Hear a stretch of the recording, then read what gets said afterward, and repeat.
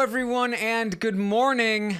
Welcome to our live feed update for July 27th. I'm your host, Taran Armstrong, and with me today is Puya. How you doing, Puya? I'm good, Taran. Let's do this as quickly as possible. As everyone knows, you've been trying to get into hiding. You got the fresh haircut going. Your identity is changing as we know it, and let's just hide you, man. Let's hide you quick. Yeah, I'm running away as we speak. Yeah. I couldn't sleep last night from the terror. No, I woke up this morning in shock. Still, I was like, I don't believe that it's real that Kaitlyn is gone. We're not used to this sudden shock. We were blindsided last night, and so was production, and so was everybody. Like usually we have so much time to be like, you know what, this person's leaving. We're gonna come to terms with it, but in just 2.5 minutes we came to discover, no, she's gone. She's never coming back into our lives, or at least not this season. And I don't know what I'm doing with my life anymore, Puya. No, man, it's like Rob said this morning, it's like a bad dream. I don't think anyone believes that it actually went down the way it did. This was unlike anything we had seen. I feel like, Judd going out in the double eviction, that was a bit of a shocker. This puts that to shame. This puts everything to shame. I don't think anybody in the building worldwide thought that was going to go down the way it did. It was an 8-piece puzzle. She couldn't get herself to put it together, and it broke her apart, and now she's gone. It did. Rob has been in the chat all morning. He says he's still mourning. He says that they say it gets easier every day, but we'll see. The time is the only thing that can change. That can heal your wounds, Rob. Yep. So we'll see how it goes. So let's talk, because there's plenty to talk about prior to the eviction. There's plenty to talk about the eviction, and there's plenty to talk about after the eviction. So let's go. Man, people are really commenting. This is me fresh out of the shower. I've not done anything to my hair. I legitimately woke up very early this morning. I think the excitement from the previous night was not good for my sleep, so I had plenty of time this morning to work out and shower and stuff, which I don't usually have. But I'm also like totally wired right now, so we'll see how this goes. So yesterday, before the eviction, we finally got the conversation that I had been alluding to prior in the days prior, that Fessy and Tyler finally came together, and they were like, all right, like they had this conversation. Kaitlyn told both of us that she has feelings for both of us. It was kind of a disappointing conversation, to be honest, because first of all, they were having it on that stupid skywalk, whatever they want to call it, balcony, where there's always people in the kitchen, and by people I mean JC, screaming their heads off, so we can't hear a word anyone is saying. And also they like cut away from this conversation multiple times because they kept talking about Joe, the ex-boyfriend. So it was kind of a disappointing conversation, but it did happen, and Tyler played it well, because this is one of the things that's going to have some like far-reaching consequences in terms of Tyler, like, oh, she played me, oh man. Yeah, I feel like this conversation was key for Tyler to look like a bit of a dummy, like someone who got fooled and bamboozled. And what better person to be compared to in a situation like that than Fessy, who has been seen as this dummy, this bamboozled person with Kaitlyn. So for them to compare notes, it was good. They pretty much get to the point that it seems like everything she was telling you, she was telling me. We had very similar conversations. She would pull the microphone off under the pillows and then whisper into the pillow so that no one else could catch it. And then a little later on last night, we get confirmation that Brett was getting some things too. So all the Kaitlyn secrets are now out in the open, except for that one that'll ruin her life, which we still don't know what that could be. Yes. So that conversation happened. There were also lots of conversations kind of finally confirming the vote, because it was something that wasn't completely confirmed until just yesterday. They're Haleigh is talking to people. Everyone's kind of being like, yes, we're all agreeing Kaitlyn's going to leave. This is happening. And then we have another important conversation. And it seems like a lot of people missed this, but I was watching this and I was like, Kaitlyn again, spilling everything that Tyler tells her, throwing Tyler under the bus, but it's actually going to be a very important conversation. So remember yesterday when I told you about the conversation that happened on the previous day when Tyler went to Kaitlyn and said, you don't have the votes, or he said that, like, hey, don't trust some people. And she was like, who are the people? And he finally said, Haleigh and Fessy, these people are against you. And then he counted out her votes. He said, you have, he said, you have me, Rachel, Angela, Brett, who's the other person? Kaycee and Bayleigh. Bayleigh is your sixth vote. You cannot trust Haleigh and Fessy. They are voting against you. I promise you. Kaitlyn did not believe him. And so, obviously what happens is that Kaitlyn always spews this information everywhere. And so yesterday, prior to the eviction, she has a conversation with Bayleigh. And she tells Bayleigh all about this conversation. She says, Tyler was telling me things, but he said he couldn't tell me a whole lot because he knows that I'm me and that I'd blow it up, like she's doing right now to Bayleigh.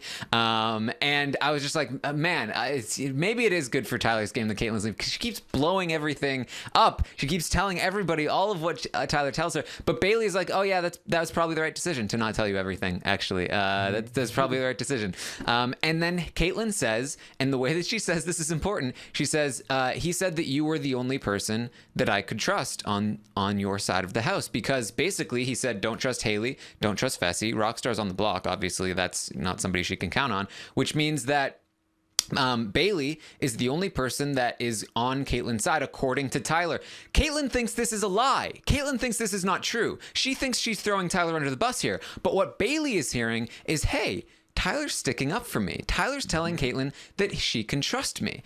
And again, this is going to come into play later on in the day. But this conversation happens, and very, very, very, very key, especially since Kaitlyn is going to end up not coming back into the house.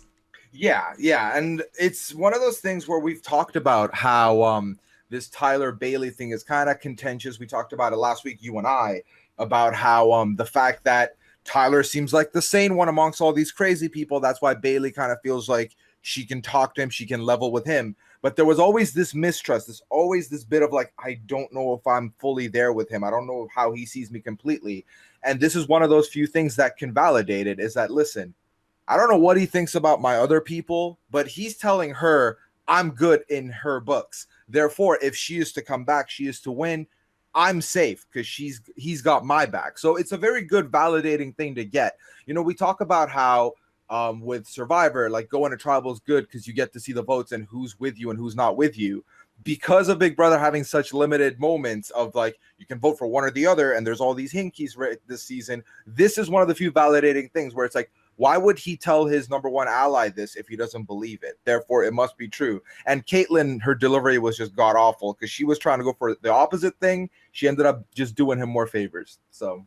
Yeah, because again, like, Bayleigh doesn't hear this coming from a perspective about the vote. She's what she is hearing from Kaitlyn is, Tyler told me to trust you. Tyler told me that I can trust you, and that is going to definitely be something that helps him out down the line. Tyler then does talk to Kaitlyn prior to the eviction. He's really buttering her up for the roasting that she's about to get. You are all about love and light. You're the most beautiful person I've ever known, and she still refuses. She says, I do not believe that Fessy has it in him to vote me out. She thinks that she is staying all the way up until at least the feed's cut. She definitely looked pissed by the time the vote came in, so I don't know if something changed at that point, but she very much buttered up by Tyler. We then see, of course, Kaitlyn evicted by a vote of 9-1, where Tyler, no Fessy, no Haleigh, no JC was the one vote to keep her, and the bonus life is activated. Here we go. All right, everybody's calm your horses. Don't get too excited because Kaitlyn is staying in this game. She goes to compete in the puzzle where she gets 2.5 minutes to complete something that should take about 45 seconds tops. She can't do it. And we've heard from multiple different sources at this point, or at least what appeared to be multiple different sources, that production had no no intention whatsoever for her to fail this. That they told the studio audience prior to this that there's nobody's coming out today to talk with Julie. Don't expect somebody. There's going to be no evicted house guest leaving the house. They said that this should be something that she should easily be able to handle. And then when she failed, apparently they were not set up for it. They had to scramble to get an interview put together. One of the producers apparently said it was the first time in 10 seasons they weren't able to fit an interview into the live show because they were just not prepared for it. Kaitlyn is just, she throws everyone for a loop, even Grodner. Even Grodner can't control Kaitlyn. Well, you've talked about extensively this week, Taran, about how both people on the block were going out of their way to put the target on themselves. It seems like we're just like fumbling all over the place.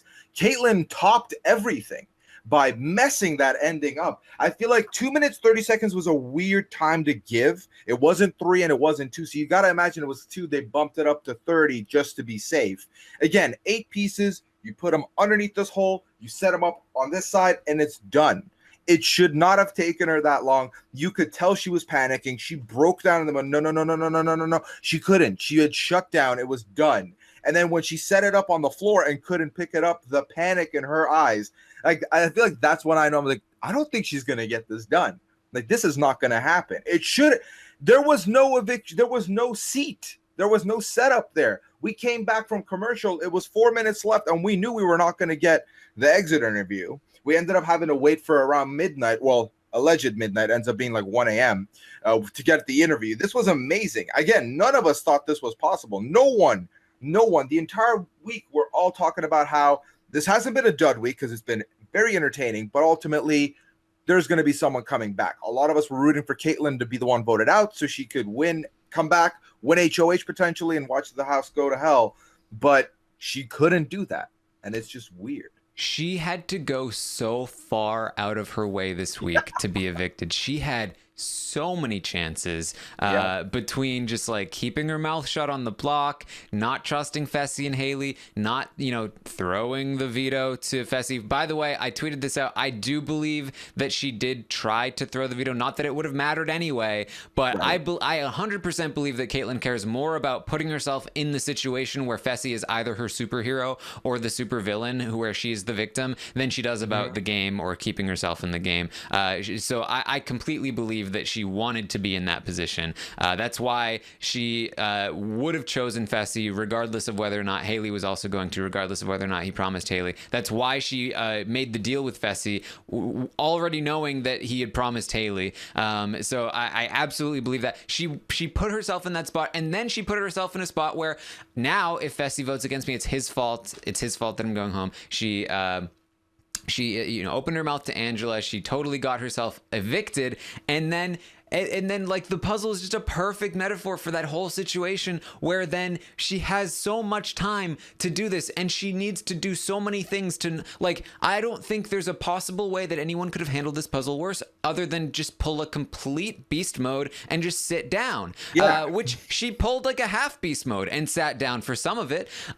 So it's completely wild. And I said like there was no bad outcome because I don't think this was necessarily a bad outcome. I think it was a fantastic episode of television, but I do think it was probably the worst outcome. I am actually very sad to see Kaitlyn go. And like I said, I woke up this morning like, what is this house even... Like, what even is this without Kaitlyn in there? But yes, Kaitlyn is now gone from the house. We did see her exit interview after the fact, and we got very tame goodbye messages from Fessy, who called her his best friend always, and Tyler, who was very nice. Apparently, I mean, they both said after the eviction and prior to the eviction that they taped some mean goodbye messages.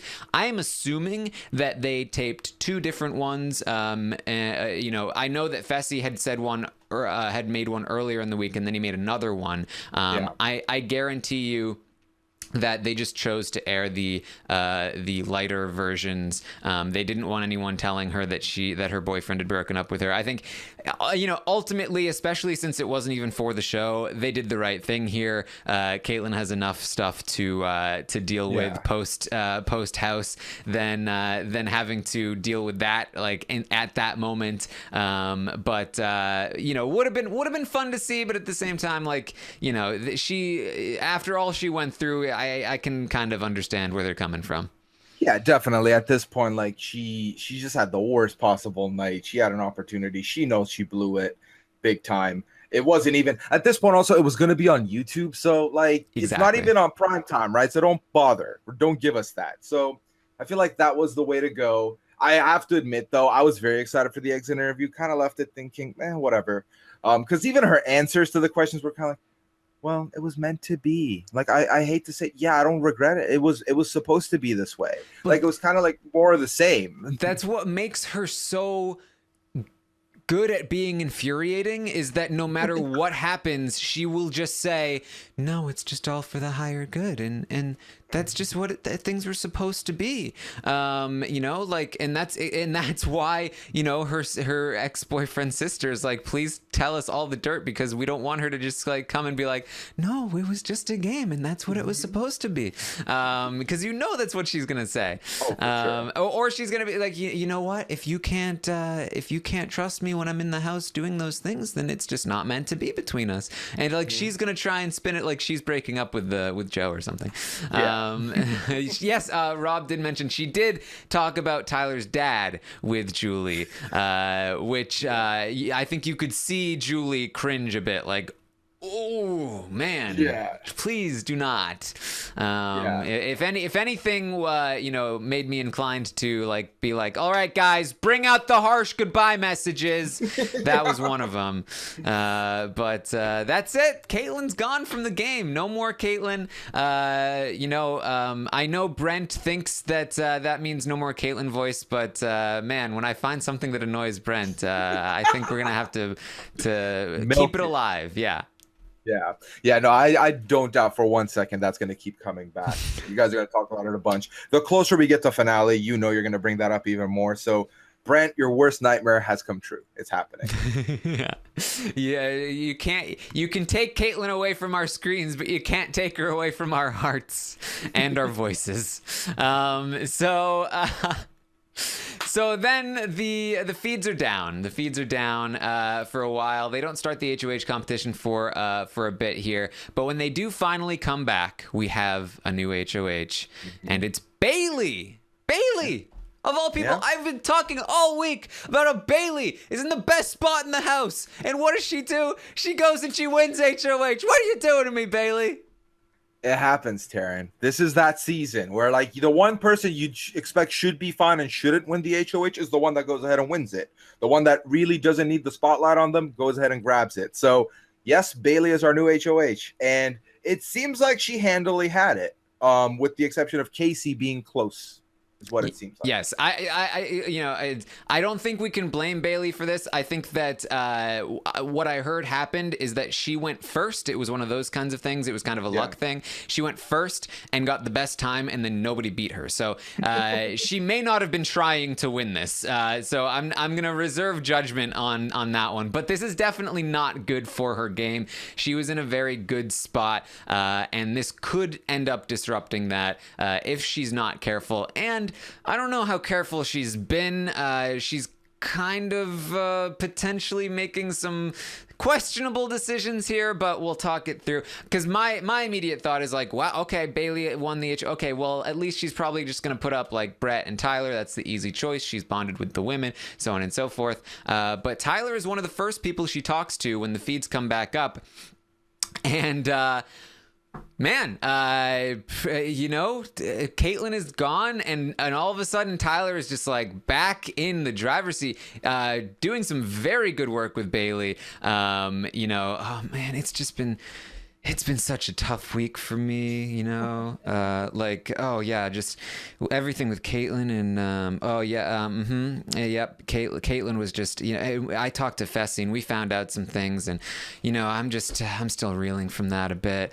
And Bayleigh's like, oh, I understand, Tyler. I went through the same thing with Swaggy, and like, I get it. Like you know, I just want you to be able to rest for a week. I just, you know, you're safe. Don't worry about it. I want you to have a reset week. I understand, like, you're probably reeling from all these revelations. He was like, yeah, I was just trying to be a good guy. And she was like, you are a good guy, Tyler. You're such a good guy. You're so honest. You're so good. You know, you're very loyal, clearly. You know, it's the only thing is that you haven't been loyal to me. Like, we haven't been on the same team, but I know you're a good team member. So I just want you to be on my team. And he's like, yeah, you know, now that Kaitlyn's gone, I'm basically a free agent, you know, lone wolf kind of thing. And Bayleigh's like, you know, I'm just going to scoop you right up, Tyler. And he's like, oh, man, I would really like that. That would be great. Doing some good work here.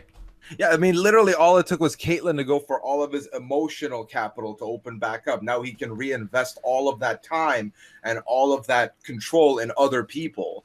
And the fact that he looks like the quote-unquote wounded bird that everyone sees him as right now, a lot more people have turned around to the idea that, oh, Kaitlyn was super manipulative. And with all these stories coming out that she was saying these things to Fessy and to him, and she seemed this type of way, yada, yada, yada, people don't blame Tyler for anything. People want to take Tyler in and hug him. And Bayleigh was saying, you know, I want you to use this week to discover who Tyler is.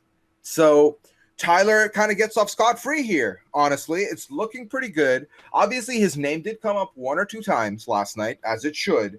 But it's also looking like those were just little conversations when Fessy initially was talking to Bayleigh and nothing too concrete.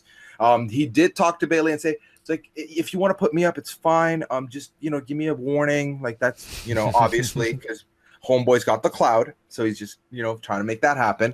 But no, it seems like for all intents and purposes, he is safe this week and not going to be touched. Even though, as you said, he is part of that short list, because Bayleigh is someone who just made a lot of good inroads these last couple of weeks with Swaggy gone, to the point where her list is like 3 people plus like a kicker for like a renom potential.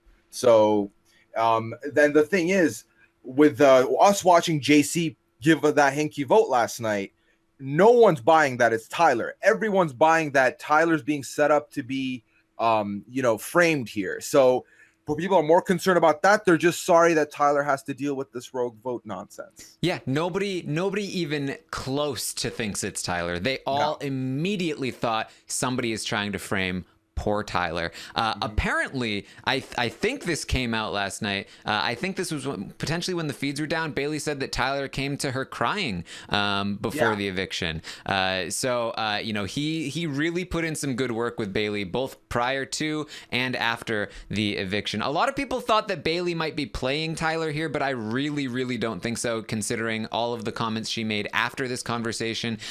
Anytime, you know, anybody talked about Tyler, she pretty quickly was like, I'm not going to nominate Tyler. I want him to have a week off. I feel like he's a wounded bird. That came up. And the only time she even mentioned Tyler was when it seemed like there were 2 people that mentioned Tyler, Fessy and Haleigh, and when they brought his name up, she was like, yeah, you know, we don't trust him, but let's keep him around for now. Maybe we'll think about it later. But with anyone who was like, no, we like Tyler, she was like, yeah, I like Tyler. Let's work on Tyler, which tells me she genuinely feels this way. Yeah, no, definitely she does. And the one thing also I feel like is a factor into her feeling this way is the fact that she was telling Fessy, we can always take Tyler out with the power, with the power app. So we're fine. So like she knows how Tyler is. She likes him. She doesn't trust him all that much, let's say, but she still likes who he is and she wants to reel him in, and she feels like this is the chance to do so. And in the event that she wants to get rid of him, she would rather do it behind the wall by doing the power app and doing the identity theft. So it seems like he's fine right now. He genuinely, with her, he's fine. And I think if he's playing his cards right, he's going to work a good relationship with her this week. Yeah, and like she is looking to form something long term with him, you know, and any other comment I think is meant to deflect from that. Right. And so you know, anyone that's like talking about how like oh, Bayleigh knows exactly what Tyler's doing. I believe Bayleigh is absolutely genuine in this conversation, and we'll see that later as well, especially toward the end of the day when she talks to Kaycee, who I think is one of the people she is most honest with, and Kaycee has one of the best conversations with her, and that was just a few hours ago. So we're gonna have a long night ahead of us. So Tyler, as we mentioned, when the feeds come back, he also talks to Rockstar. He tells her that vote was not me. She's like, I believe you. I believe you, Tyler. She thinks it was her best friend Brett, of course. Of course it was Brett. JC has a brief conversation with Fessy. He talks about like, we need to protect Tyler, and Fessy's like, I agree, I want Tyler on our side. So like everybody is like eyes on Tyler. Wounded bird, we need to protect him, we need to reel him in. And then we get JC, Rachel, and Angela. They're discussing the game plan. They're talking about one of the other storylines of the night, which is that Scottie is the one that is taking the blame for this vote. Of course, he of course was not the vote, it was JC, but Scottie was the Swaggy flip vote, and he's admitted it now, and so everyone thinks, well, if somebody's gonna, okay, so there are a few pieces of evidence here. He flipped on the Swaggy vote. He was super mad about Tyler during his HOH reign. And Tyler's the one that's being framed clearly. So that's evidence. He was being super sketchy both prior to and after the vote. So clearly it must be Scottie.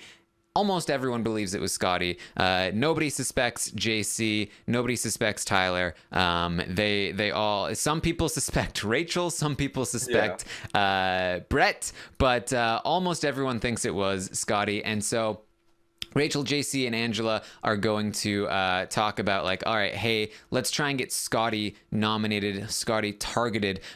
They just want to prevent Brett and Tyler from both going up on the block. They want to do anything they can to protect level 6, and that means if JC has to go home, if Scottie has to go home, whatever it is, they're going to try and make that happen. And that's the game plan for the night. Yeah, that's pretty much what they want to do. I want to talk about one other thing with Scottie. They've also felt like he's being extra. He does extra things. Like they pretty much that whole Swaggy thing was really extra. And then if you guys look, there was one photo from last night, one still from last night when Kaitlyn's going. Scottie's the only one sitting on the couch, not moving. Like that kind of behavior, given his past, does look sketchy because it's like you're just overselling, right? So these little things I feel like also push that agenda. But yeah, Scottie's name is the prime recipient of the blame for this vote. And he is the level 6's ideal person to target here. They want him put up so that Brett and Tyler remain off. At least not both of them together are put up. Little do they know that Tyler's going to be fine no matter what. So. Yes. So then we did get, as we briefly alluded to earlier, Fessy, JC, Rachel, Brett, Angela, just a group of people here, just having the Kaitlyn exposed party. Oh, she told me she had feelings for me, and then Brett's like, yeah, man, like, and they're like, what? Brett too? No. And what did she do with you? And he was like, well, I don't know. I don't want to talk about it. And he's like, come on. And he's like, well, day 2, she got into my bed and she put the covers up and she dropped the mic down and she like whispered to me, like, if I didn't have a boyfriend, I'd totally F you right now. And they're like, what? No way. And they were like, and Fessy was like, did she ever try to touch your penis? And he was like, no. I successfully was able to deflect that. Sorry about the ringing on the podcast. So it's still happening. All right. So yes, they're talking about that and going nuts. Hold on. Let me just keep talking here for a little bit. So they're talking about the Kaitlyn stuff. They're talking about like all the things that Kaitlyn did. They're talking about, you know, is Joe real? I don't think Joe's real. Yeah, he's definitely not real. Joe, where's Joe? Where is he? Where's Joe? Rob says, guys, it's Kaitlyn. The ring. I'm coming for you, Taran. Yes. So yeah, lots of Kaitlyn talk, and you know, she's trying to get us to stop. Maybe it's her boyfriend telling us that we're not allowed to talk about him. He's trying to cut you off, as his hit single would suggest. Yeah, so essentially we get the talks, we get the HOH talk where, you know, Kaitlyn tries to lock the door, Fessy doesn't let her. When asked about the junk touching, Brett says, no, she was just trying to back up into me and I just having to back up further back. So they kind of all have like put this out in the open. They've talked about how she, you know, played the way she did. They don't believe Joe's a thing. And then obviously once his name came up one too many times, feeds cut on that camera and we didn't see it again. Then it came back. So just about what you would expect once Kaitlyn had left the house. Yes. So then we got Haleigh and Rockstar just getting a glimpse of what Haleigh is up to, because I do think that Haleigh is sort of, you know, I felt like she was doing well in the first week, maybe a little bit in the second, but then once she found out about the Swaggy backdoor, she kind of like disappeared a little bit. She was kind of like got a little scared. I think she started playing a little scared. But you know, she feels very confident now. She feels like she was an instrumental part of the vote flip against Kaitlyn, which she was. And so she's playing a little more confidently now. So I think it's good to get a glimpse of where her head is at. She actually wants Sam to go this week, if possible. Yeah. She feels like if Sam wins HOH, then it's just going to be Haleigh and Rockstar back up on the block. So that's going to be her goal. She's probably not going to come anywhere close to getting that goal accomplished this week, but just to check in with Haleigh there. Rachel and Kaycee are going to quickly, Rachel's going to quickly fill Kaycee in on the Scottie plan. And then Kaycee and Tyler are going to go to Sam and tell Sam about Scottie and tell her that he flipped on Scottie, or he flipped on Swaggy. He just tried to pin this vote on Tyler. He can't be trusted. And, you know, they're trying to pull Sam away from Scottie as much as possible because she loves Scottie. He's so innocent and these girls are trying to play him. So they're starting to do some of that work last night. Yeah. It's essentially level 6's mission was, okay, let's go unhinge every connection Scottie has just a little bit so that the whole house is kind of complacent with this decision so we can really push forward and get a result out of it. But ultimately, it comes down to, I feel like that conversation Tyler and Bayleigh were having at the beginning where she asks him about her relationship with Scottie. She's like, I know you and Sam have a tight thing, so I'm not going to even ask you about that. I'm not touching that. But where are you with Scottie? And Tyler kind of goes, honestly, I feel like we've been drifting away. And I feel like that is kind of key for something like this, where you hear about this, then you hear that. Obviously, Bayleigh had talked about Scottie after this conversation, a little bit of potentially putting him in as a renom. And she tells Tyler, you know, if I do something crazy and I pick you for the veto, I need you to gun for it. He's like, I'm going to gun for that veto. I'll win that effing thing. I've got you. So that kind of brings him in. But again, Scottie is someone that they're all bringing up, but it looks like she wants Brett. And then for like a big part of the night, she wanted JC.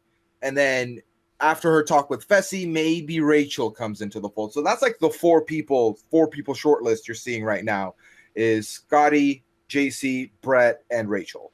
Yeah, and Brett in particular, but also some of the other level 6 members are kind of starting to realize what a mistake they made evicting Kaitlyn, realizing that, man, if Kaitlyn were still in this house, she would probably be Bayleigh's target right now, and we would all be fine, which is 100% correct. You know, they're kind of like, what did we just do? We were all so scared of this competition beast who would beat us all in everything.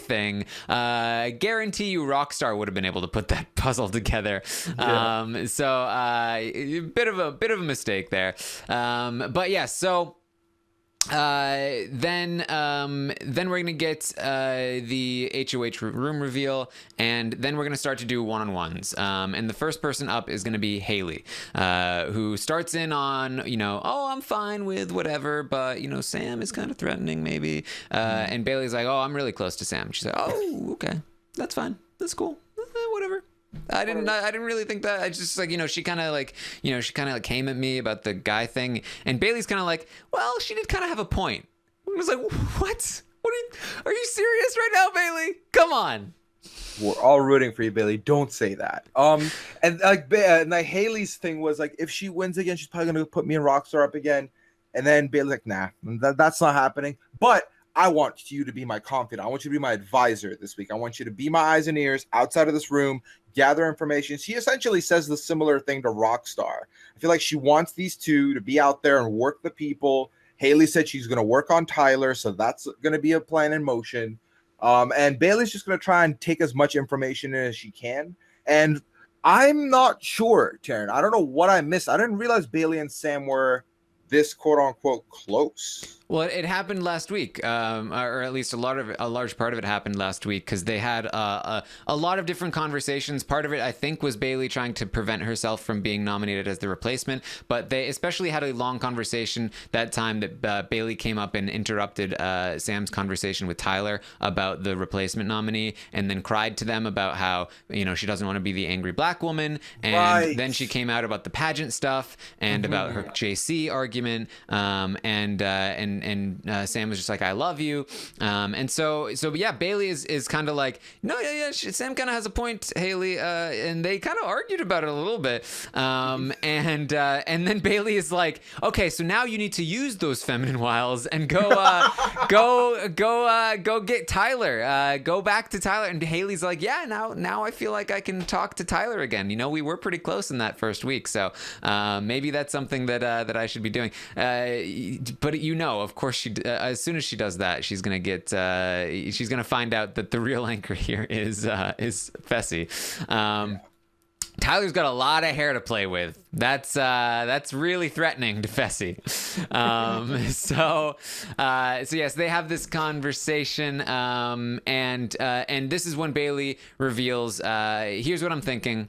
I'm leaning toward nominating Brett and JC, with Brett as the target, and if the veto is used, Scottie is the back door. Mm-hmm. What are you doing, Bayleigh? Why Scottie? He is like the most loyal person to you. He has nobody else in the game, Bayleigh. No. It just comes down to the fact that Scottie was mad extra and did a lot of theatrics to get to put the vote on Swaggy there, wore his clothes, and then the fact that we thought, okay, he opened up to her about the vote. That's good honesty. That's good for the game. But at the same time, she also saw it as he was definitely pandering for a power up. What else is he going to do to pander? What else is he going to do to just be a showman? So that makes him more of a wild card at this point for her, at least to the point where she's going to consider him as an option 3 or an option 4. Yeah. So, basically how she views Scottie is like, he's a wild card. He's an evil genius. He does these things. Like, she understands the move to flip on Swaggy, but she feels like doing it in his shirt was a bit extra. She doesn't like that. And she worries about what he might do in the future.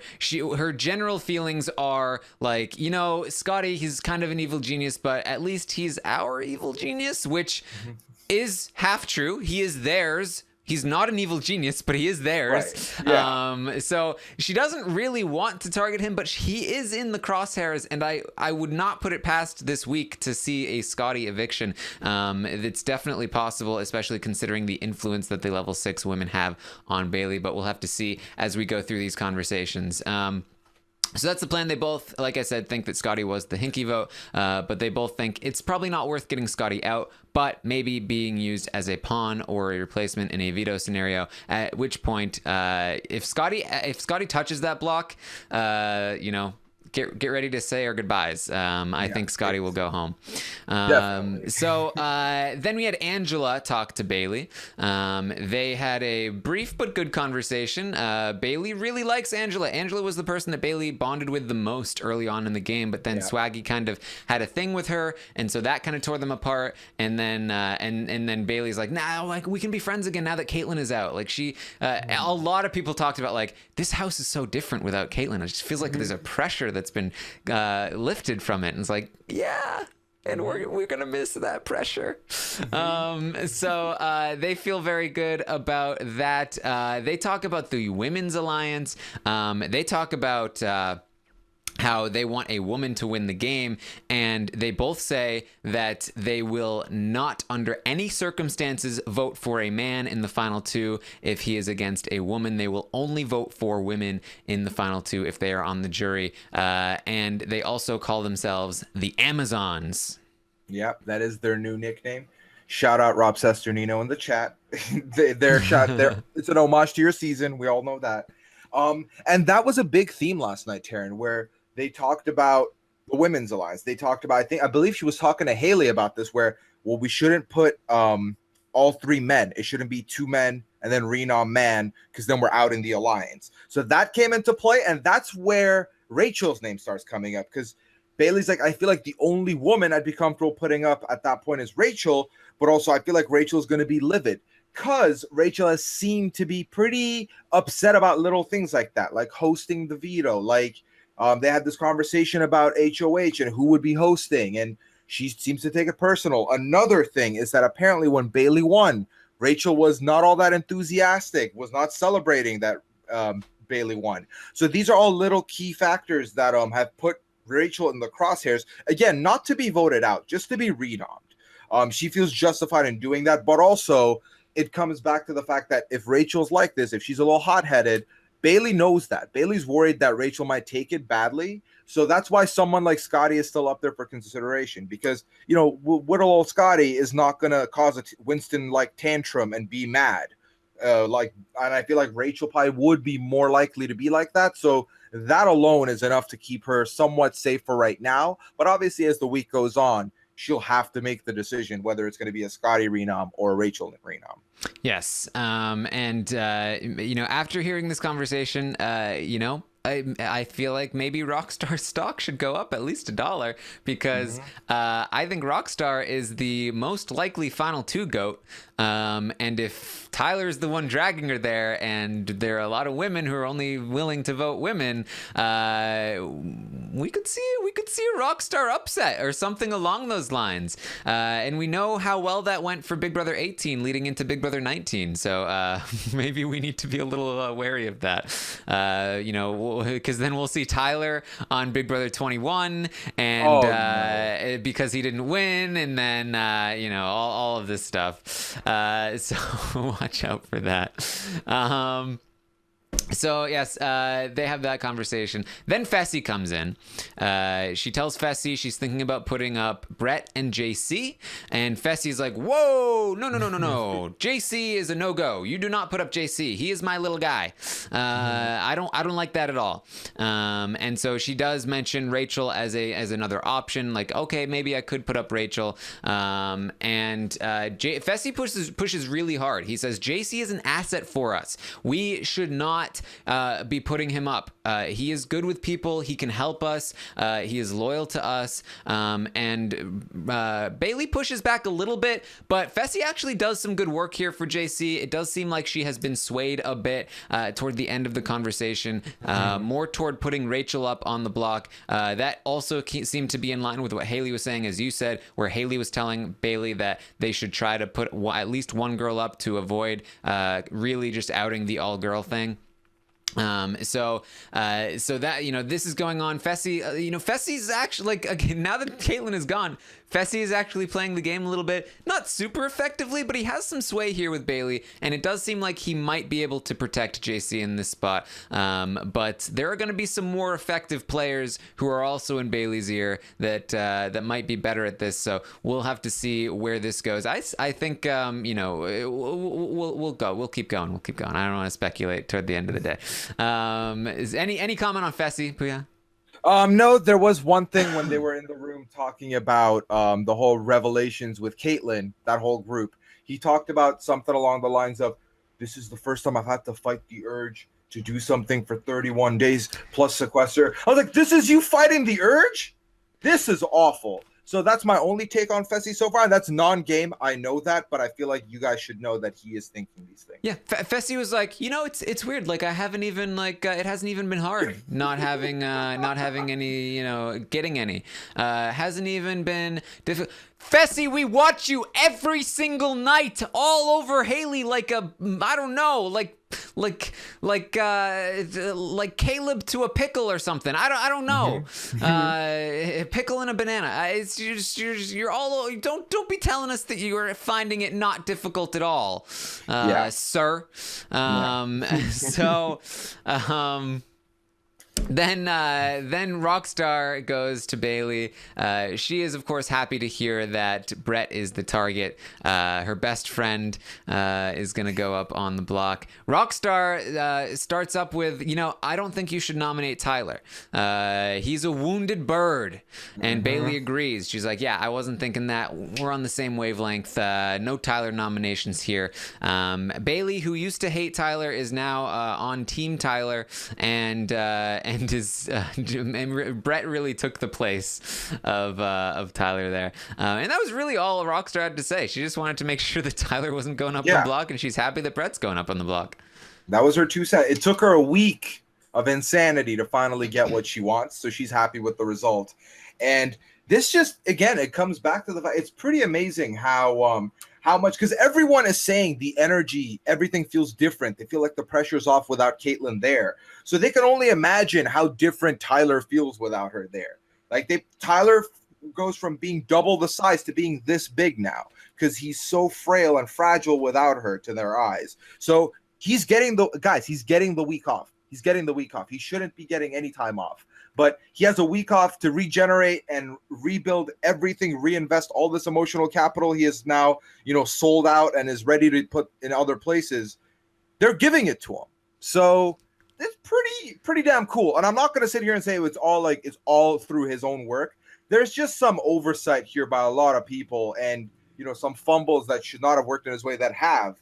To the point where now he's going to just sit here and reap all the rewards. It's awesome. Yeah, I mean, it's due to no strategic maneuver of his own working, but entirely down on, again, like his social work, his emotional work. People just like him and they feel good about him, and it blinds them to the true strategic nature of his game and to the correct move that they should be making. I keep hammering this point. It's the complete reverse of Vanessa, and I find it fascinating. Rob said they're giving him a chance to make a vibrational shift. Yes. So then JC has a conversation with Bayleigh. This is an important one for JC because he might go up on the block, and if he goes up on the block, he might go home. And Bayleigh wants to know, JC, are you with me? He says, yes, I'm with you. I'm definitely with you. I wanted to work with you. I've always wanted to work with you. And this is true. What JC is telling Bayleigh is completely true. JC really shouldn't be a target for Bayleigh in really any way, because JC, as we know, wants to drag Bayleigh along to the very end of the game. And this HOH means nothing to him. He was like, this was a complete luck HOH. It doesn't even matter. Oh, no more luck HOHs. He thinks she's a weak player. He wants to drag her to the end. He tells her that his plan is he wants him, Fessy, Haleigh, Bayleigh, and Tyler. He wants those people at the end. That is fantastic for Bayleigh. That's basically all of Faute, and that means he wants to turn on level 6. This is a good player for her to have in the game, especially since he's not very likely to change his opinion there. He is very dead set in his ways. He's gonna really try and keep these people safe and bring these people to the end. And those are all people that Bayleigh is kind of working with. So he's doing his best to pitch this, but he's just been so he's so all over the place that she doesn't think she can trust him. So she's like, I get this, but like, are you really with me? Like, I don't know. Like, you seem to be good with everyone. You're all over the place. And he's like, no, you need to trust. Fessy, he's so stupid. He's so stupid. You can't. But like, like he's our stupid, and you know we were gonna work together, and it's gonna be great. Don't worry about it. He's just he kind of gets this, and Bayleigh's kind of like okay, like I see what you're saying here. She's still like Fessy really wants this to happen. Fessy really wants to make this work. I like, let's see this. I think at this point she's definitely leaning toward like, okay, maybe I'll put up Rachel, and we'll see how Rachel feels about maybe being the pawn next to Brett. Yeah, and the two factors here that I feel like has JC on her radar is that, one, as much as Fessy loves the fact that he's a straight shooter, Bayleigh sees it as he voted with us once, and it was the unanimous vote, which also he did not vote with. Yeah, that was not actually a vote that went. Yeah, so he hasn't voted with them. That's one thing. And then the other thing is, when JC does make this grand pitch, it should ring all the whistles to Bayleigh. This is good. But he also makes sure that she knows no Rockstar. I don't like, except for Rockstar. He said, the only reason I haven't worked with you, I've always wanted to work with you. The only reason I haven't yet is because of Kaitlyn and Rockstar, because they suck. So. He's very brutally honest. Oh, and he also says something like, I have to be like nice to people because I want to say these mean things about them, but I can't. And he's like, look, as HOH, this is what you should be doing. You have two options. You can either get blood on your hands or not get blood on your hands. Thanks, JC. Really killing it. Wonderful insight.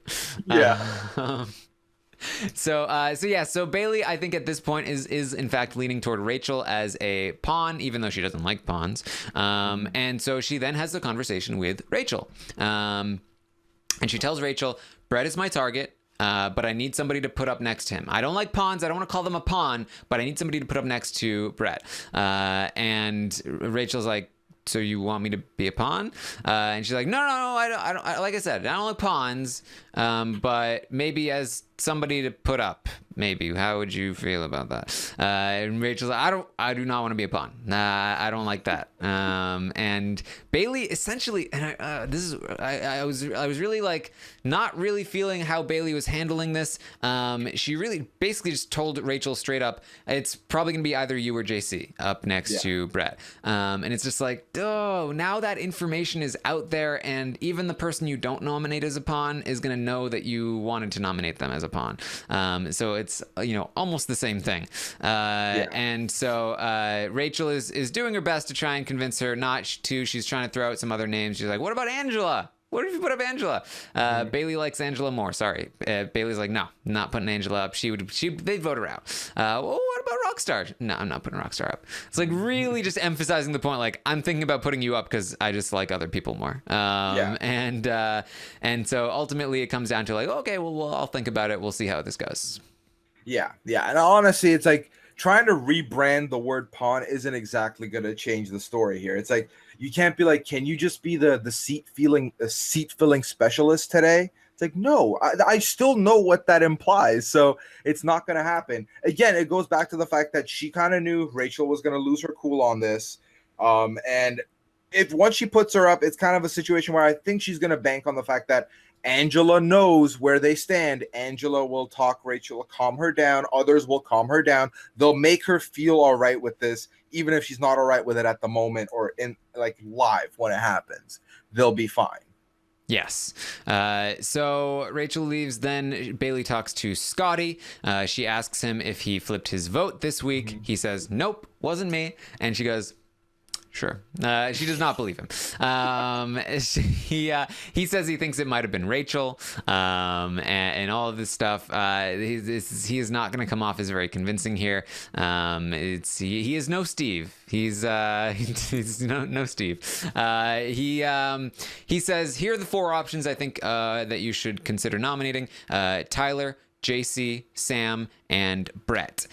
You should choose between those four. She says, not doing Tyler, giving him a week off, not doing Sam. I'm really close to Sam. He's like, oh, really? And that obviously leaves JC and Brett there. He says, you go after them, and then next week I will target those level 6 women, those three. I'm going to put 2 of those 3 up, Angela, Rachel, and Kaycee. I don't think you should touch them because you're working on them right now. I will go after them for you. This is a case, I find we often get this with super fans who are kind of nerdy. They often overestimate their bonds with other players. So like Scottie is operating under the assumption that like Bayleigh is his number one and that she trusts him and he trusts her and they don't need to hang out that much because they're just really loyal to each other. And so he's trying to work out this game with her, like, let's do this, you do this, I'll do this, I'll take the heat for you here. Meanwhile, she doesn't trust him. She doesn't think, like, she's thinking about maybe putting him on the block this week and he doesn't even realize it. And you know, his plan is good. It's just he's again overestimating the bond that he has. The same thing happened with Swaggy. The same thing happened with Tyler. He's probably going to be in for a rude awakening this week. And I find that this is a trend, I think, with this archetype. Yeah, because it's like, you know, they've watched so much of this game where they'll see like the ideals. They see what they like, right? The whole, we're good. We don't even need to talk. Let's come back every 3 days and touch base. And he wants that. He believes he can do that, right? He sees that as a winning move. But what he doesn't realize is it takes a lot of work to get to that level with someone for them to be comfortable with you. So he is banking on these things. He probably needs to put a lot more work in them because otherwise it just seems kind of wishy-washy, right? So he gets to this point where it's like, oh, like we're kind of good, but we're not there yet. So I don't see you in that way. Because even though this kind of is ideal for Bayleigh, like, oh, this guy will touch go after the three people that I can't really do because I'm committed to them in some way, should be good. But at the same time, you know, he's talking about, oh, I think you should like, I'm going to give you this list of 4. This is who I think you should go after. It's like, well, we haven't really been talking. So what gives you the right to come up here and start telling me what to do? And again, I just can't help but feel like the longer, because like at one point they thought, okay, maybe Swaggy's going to be in a battle back situation. The longer they're being removed from Swaggy being gone, the more she's going to be like, you sat there in his damn shirt and you voted him out. And then you pretend that it wasn't you for a week. And then you told me. So I feel like that is still going to be something that is also working against him. But he definitely needs to be doing, you know, a little bit more like what Tyler's doing. Kind of check in more, do more. Kaycee, amazing Kaycee. Social game on point, talks with everybody, bonds with everybody. I feel like Scottie needs to do more of that. But again, it goes back to what you said, where Scottie just feels complacent because he's watched this game and he believes he's doing what the greats have done. Yeah, and Bayleigh even says to his face, like, look, you can be an evil genius all you want. You can betray whoever you want. Just don't do it to me. And this should be a red flag to Scottie. If she thinks that he's a person that betrays people, why would she trust that he's not going to do it to her? He does. He says, I pledge my allegiance to you and essentially the rest of Faute. And it's true. He is loyal to them. Yeah. But he still remains a potential option to put on the block. Next up is Kaycee, and this is the most important conversation of the night so far, and you know, we'll see what happens today, but this is really going to be one of the more sticking ones. She has a very effective conversation. They talk about how they trust Tyler, and that they feel like Tyler is a really good person to have right now. Kaycee and Tyler talked about how Tyler said he was a free agent, so they want to keep reinforcing that particular term with Bayleigh. So Kaycee does that. She says he's such a free agent right now, and Bayleigh says, yes, he is. We need to scoop him up. We need to be on top of that because other people are going to try and pick him up, but we should be the ones that grab him. Meanwhile, of course, Kaycee and Tyler have had a final 2 since like day 2. And so like Kaycee doing some very good work here to pull Bayleigh in on this. Then she points Bayleigh away from Rachel and sort of towards JC instead, saying that, you know, JC would probably be the better person to put up on the block. I can ask Rachel how she feels about you and like how she feels about going on the block and like get a sense of like whether or not that might be a good idea, and all of that. And so you know, essentially undoing all of the work that Fessy had done, and making sure that Rachel stays off the block, at least for now, and trying to get JC up there instead.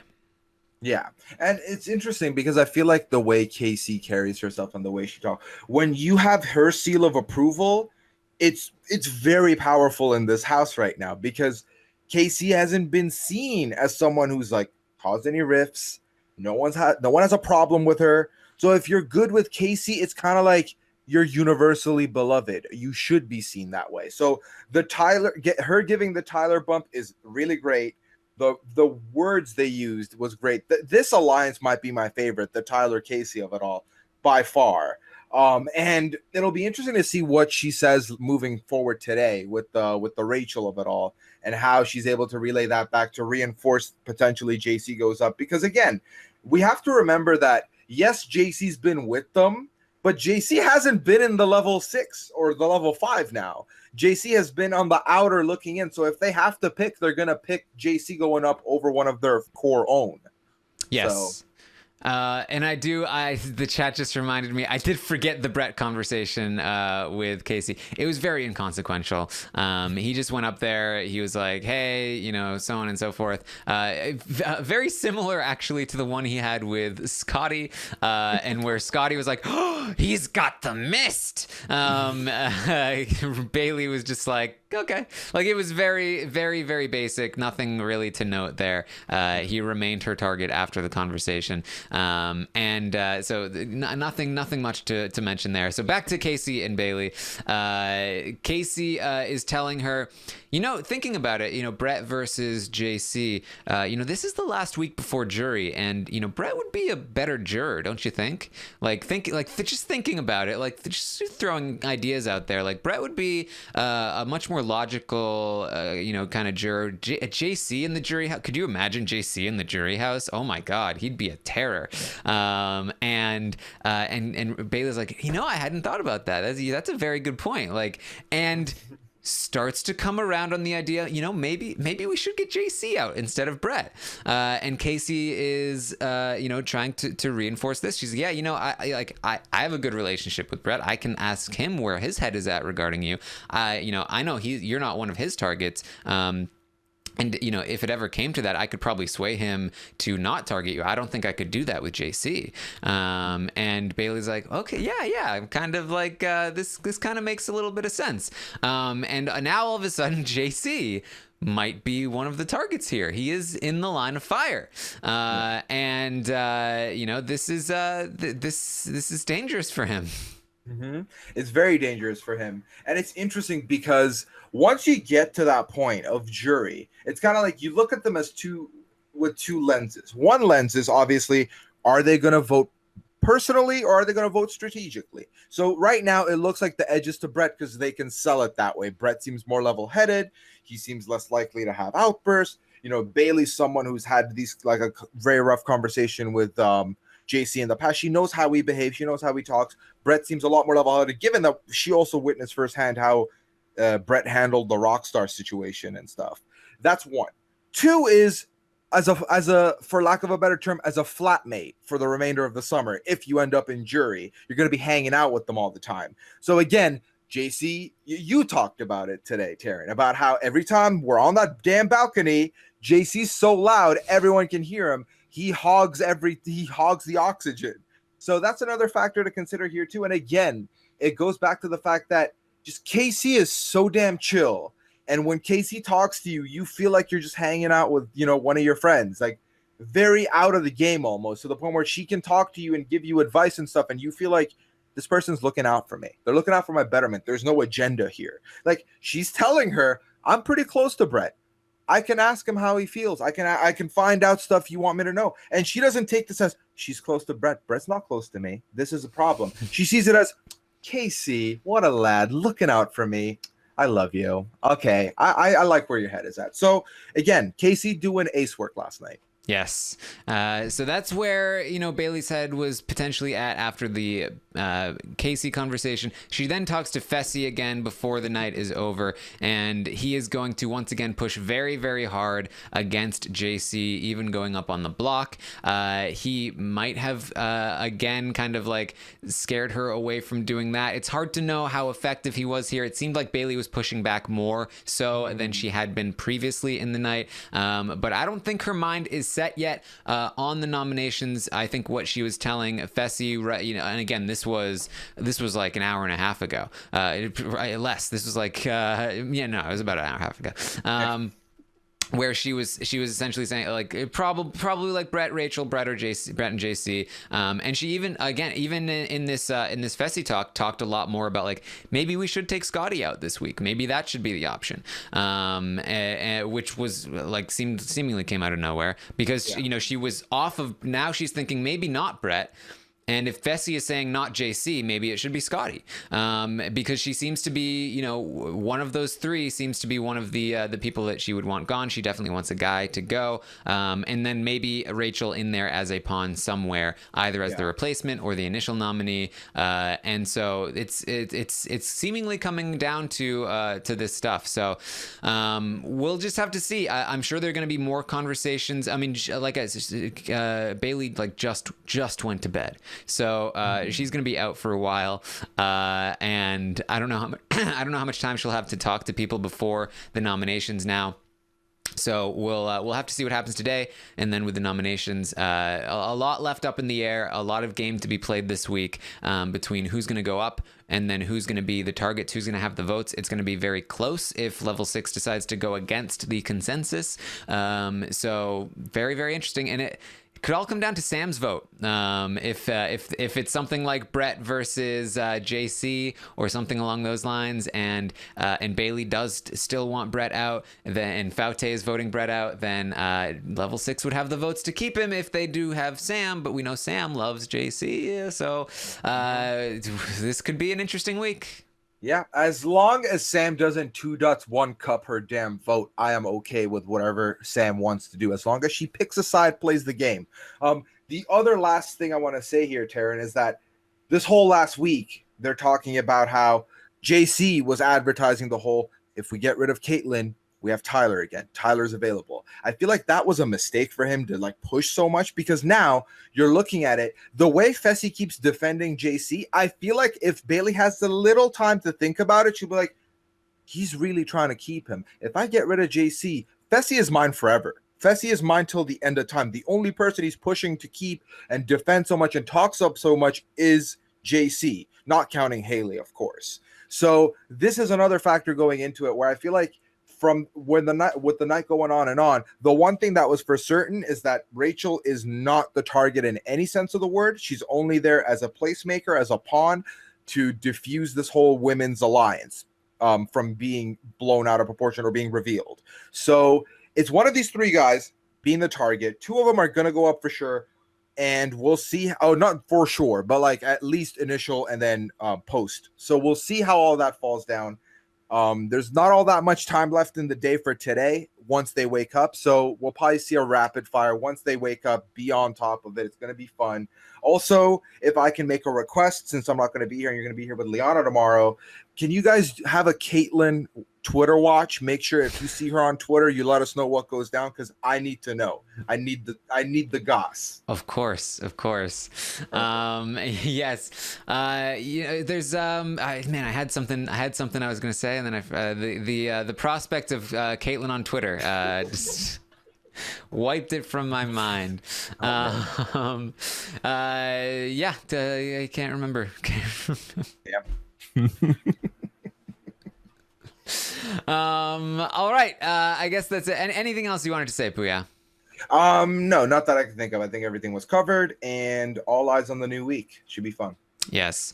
All right. So make sure you tune in tomorrow morning at 10 a.m. Eastern, where there'll be a lot more to talk about, I'm sure, about the live feeds. And then, of course, Sunday, we will have the recap for that episode and everything going on there, and everything. The Social Strategy Sundays will happen on Twitch. Make sure you check that out. And yeah, I think that's all we've got for you. Lots of what I was gonna say was Jay, we talked a lot about how this is a bad move for Angela and the rest of the women of Level 6 to vote Kaitlyn out, but it should also be pointed out, also a bad move for JC last week. He made the decision first, so we kind of forget about it. But his whole thing about needing to take out Kaitlyn in order to control Tyler, it was not true in the first place, and it has put him in a very vulnerable position. The fact that Kaitlyn is now gone, and the fact that he pushed so hard, that's why we're seeing JC in the position he's in. So That was the thought. I feel so much better. I was gonna be really upset with myself when I was like, what did I have to say? All right, thank you everyone for joining us. Make sure you follow us on Twitter. Puya is at Puyaism. I am at Armstrong Taran, and we will see you next time.